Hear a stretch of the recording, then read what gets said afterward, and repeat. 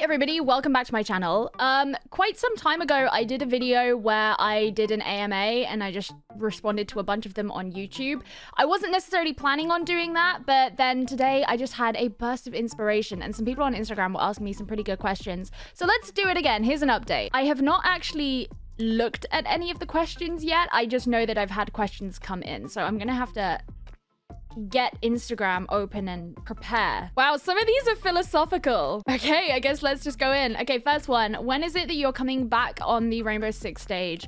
I don't know. I would love to work in Rainbow Six again, but the product that I was working on, which was the English broadcast of the Brazilian League, doesn't exist anymore. So I don't know, but if they want me, then hit me up. How are you avoiding dark circles around your eyes, even though you're doing a lot of content and screen time?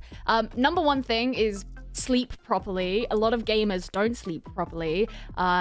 Make sure that you are going to bed early enough. But also, a lot of times dark circles can be genetic. They're usually to do with your tear troughs rather than other things. So for some people, they are just unavoidable. What made you get into esports?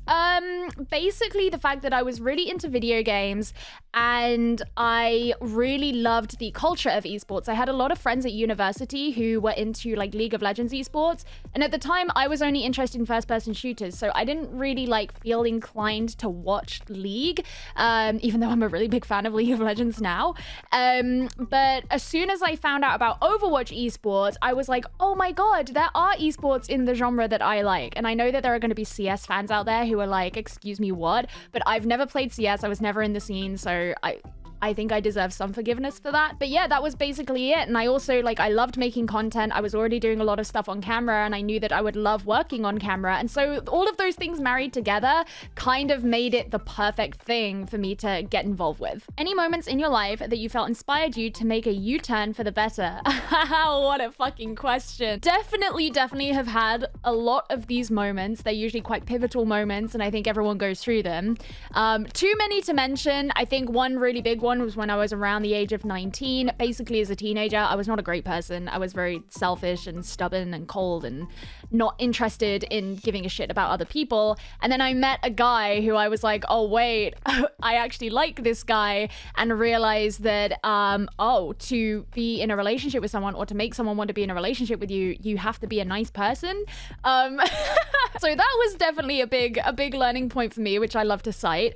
I actually currently feel like I'm in this period of time right now. There have been a couple of things that I've always said in my life that I would or would not do. I'm not going to go into what those are right now because it's personal life level stuff. But and I've just kind of realized over the last couple of weeks that actually my opinion on some of those things is changing, and that also I need to make some changes about some of my unhealthy approaches to the ways that I've responded to certain things in my life in order to move forward. I did touch a little bit on it in the video that I made about healthy habits, but I've struggled with really intense pessimism at times when I'm stressed and things go wrong, and that's something that I've definitely had this year, and that's a big thing that I know I need to change. What interactions do you have with the broadcast/production teams on events? Usually everybody hangs out with everyone. I mean, even after a broadcast is done, you're always talking to them, hanging out with them at the end of the day. Sometimes you'll go for drinks with them. Usually everyone gets drinks and dinner and stuff together. It's not like talent just stick to talent and production just stick to production. So you get to know pretty much everybody on the team. As an individual, what are the ways you do to make yourself better? Like routine/mindset/approach. So obviously I just did a video the other day, which kind of touches on this, but I'm just going to add that I think one of the biggest things that you need is discipline. And this is something that a lot of people try to teach, but is that you can't just rely on motivation. In a lot of cases, you have to rely on discipline too. One thing that I'm very grateful for about just me as a person is that I'm a very proactive person. So if I decide that I want to do something, I will just do it. And I think that is probably one of the most pivotal habits that you can try and teach yourself and force yourself to get into, because if you're not proactive about something, it's very easy to not make a consistent and healthy change in your life. Keyboard and mouse that you use for Valorant. Okay, well, I use the same keyboard and mouse for everything, but my mouse is the Logitech Pro Superlight. which I had sat in a box on my desk for a long time before I finally started using it, and I really, really love this mouse. I use a Corsair K70 for gaming. I'm not going to pick it up because it's not wireless. I use it with cherry blue switches as well.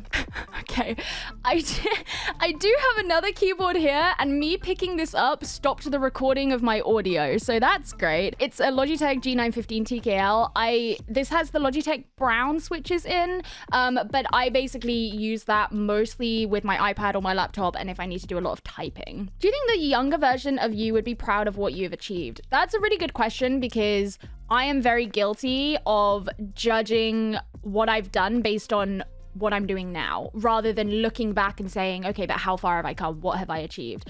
I think definitely, even if I just look back a few years, go back to 2018 when I first decided I was gonna YOLO my way out of university and try and go into broadcast. If that person could see that, like, what I've done now and where I've gotten to in this industry, they would be like, oh my God, holy shit, she actually did it. I think some of the decisions about like branching out and whatever that I am starting to embrace now are maybe decisions that a version of me back then would be like, wait, why are you doing that? I don't want to do that.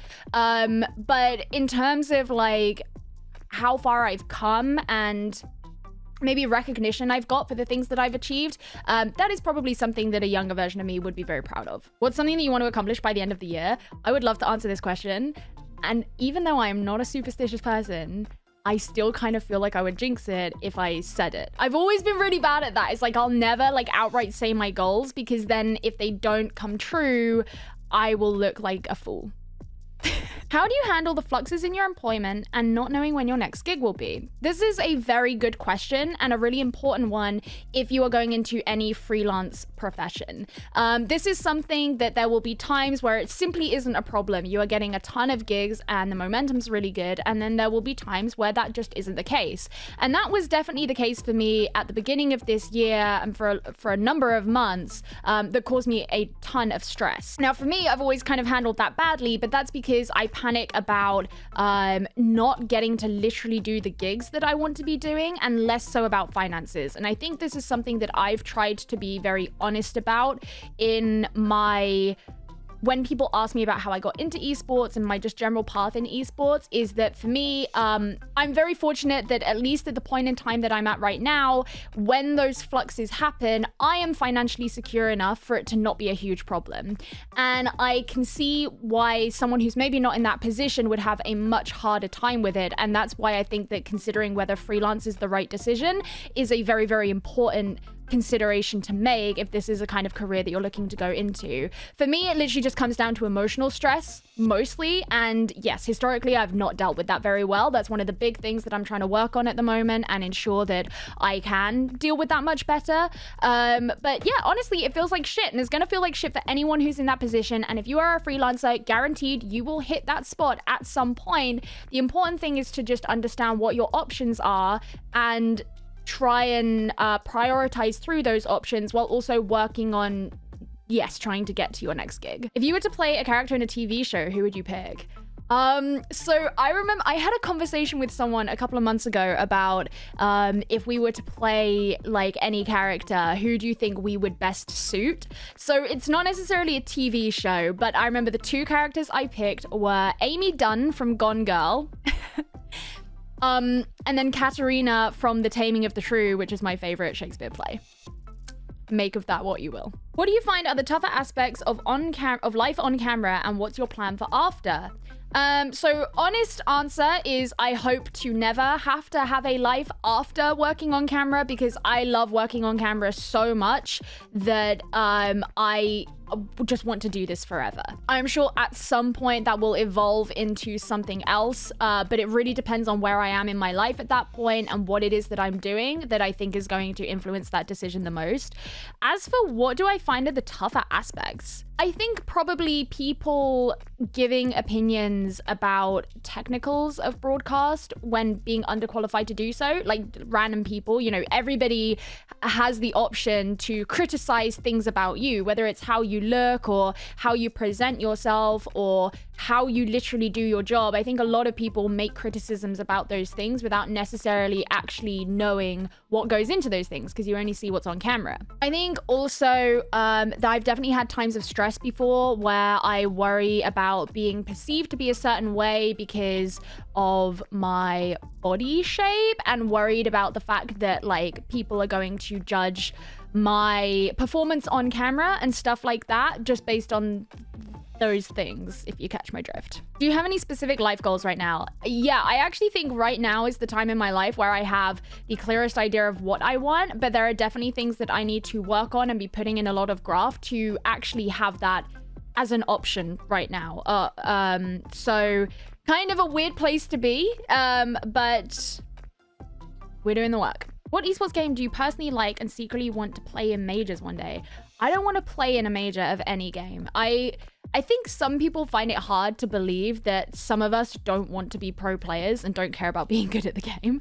I think an esports game that I would enjoy doing some kind of work in at some point, I mean, I would love to do it in League of Legends, even just for like one thing, like one content piece.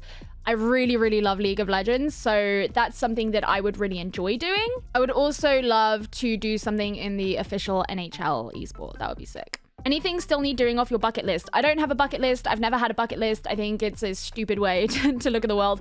I mean, no, that's a bit wrong, but it's just like, that's not the way that I look at the world. There are not like arbitrary things that I want to achieve before I die. I'm like, what is my path that I am consistently following? That's what matters to me. I don't have like, oh, go to Patagonia. It's like, yeah, I'd love to go to Patagonia, but like if I die having never gone to Patagonia, it's fine. Favorite fast food? I don't really eat fast food. Depends what mood I'm in, really, because if I'm gonna have fast food, it's because I'm craving it, and so I'm gonna be craving something specific. And lastly, do you still eat raw onions? Yes, raw onion is so good.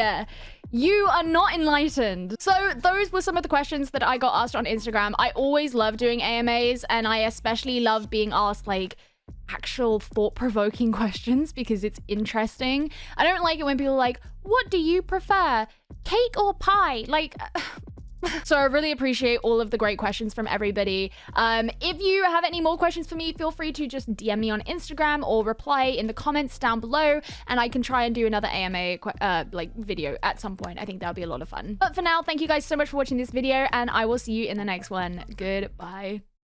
Oh, also someone asked me why I don't do the Stay Classy San Diego thing anymore. If you guys are old school on my old channel, like that I used to do throughout my teens, I used to end every video with Stay Classy San Diego.